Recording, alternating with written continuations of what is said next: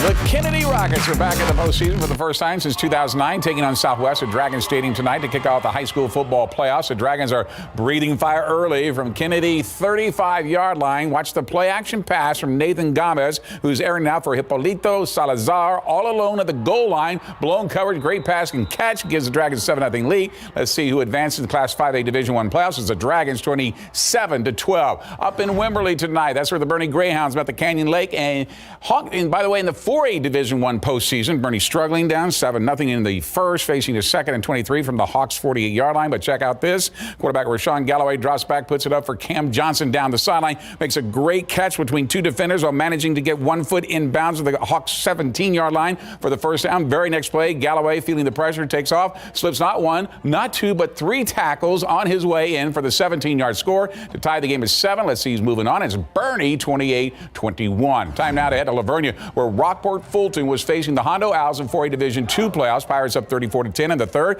Quarterback Ace Seabird hits Ricky Franks on the receiver screen. It works just like they called it. Franks has one man to beat, and he does, and he can coast the 25 yards to the end zone. The 65-yard touchdown puts the Pirates up 41-10, the final 60-17. POTEET cheerleaders throwing souvenirs to the Aggie fans in the stands at Hero Stadium as they face LULING in the first round of the 3A Division I playoffs. The Aggies up 14-3 late in the second quarter. 4th and 12 at their own 20, and they go for it. Quarterback Alexander Lockaby slings it out to Diego Puente, who's wide open down the sideline. Not an eagle in sight. 80-yard touchdown gives POTEET an 18-point edge. Final from Heroes 42-10 Aggies. Fans of the Battling Beavers cheering for Fall City as they face PRYOR and the Jordan tonight in the 2A Division II playoffs. Battling Beavers up 42-0 at halftime. Add to that, Luke Riojas takes a handoff, bursts right up the middle, blowing by 3 defenders on his way to the 48-yard score.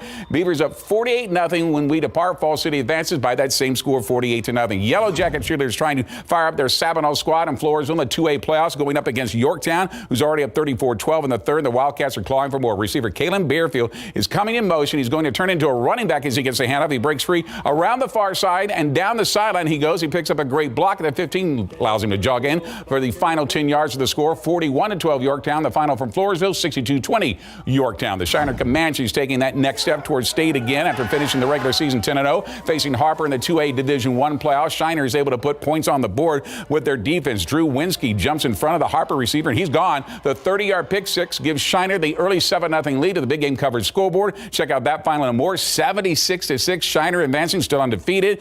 Cuero with a big win over YMLA, 62-7. Elsewhere in the first week of the playoffs, WIMHERLEY over Navasota, 56-0. Lago Vista advances past Randolph, 36-13, and the Tally over Tap, 35-7.